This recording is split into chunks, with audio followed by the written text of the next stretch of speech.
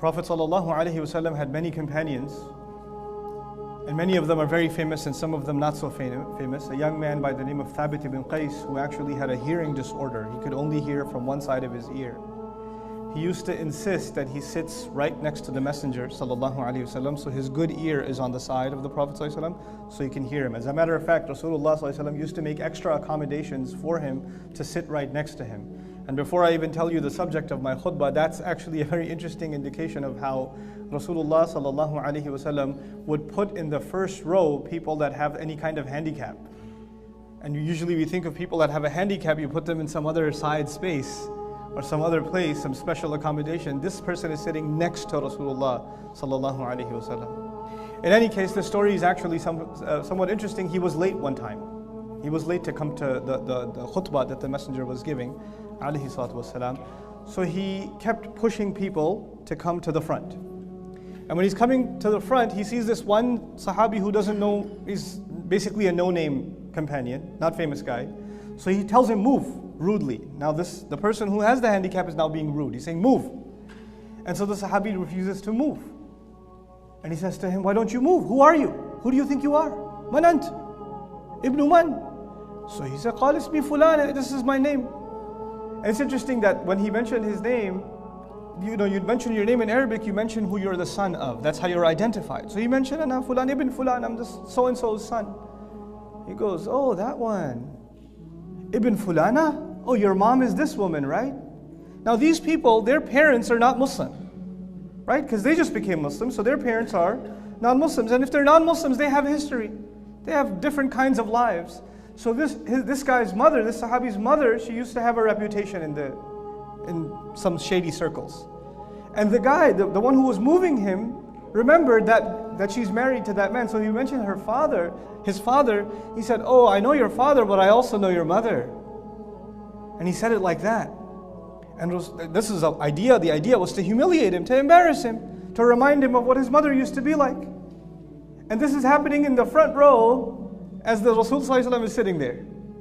So Rasul ﷺ stops the khutbah and he points to that man and he says, ماذا رأيت? Look around you, what do you see? He asks the Sahabi who insulted the other Sahabi, what do you see?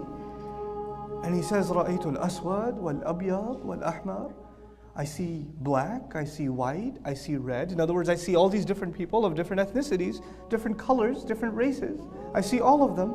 And then Rasulullah says, أَفْضَلُكُمْ عِنْدَ اللَّهِ أَتْقَاكُمْ. The best of you with Allah are the people that have the most taqwa. In other words, Rasulullah crushed this idea of being able to make fun of someone. I'm not saying anything, bro. I'm just saying, that's your mom, right? He was just going to do that much. But Rasulullah stopped him in his tracks. Put it to an end. There's ways to insult people. Sometimes you can insult someone very directly. You can curse them out. Sometimes it's indirect. Sometimes you don't even have to use words to insult someone.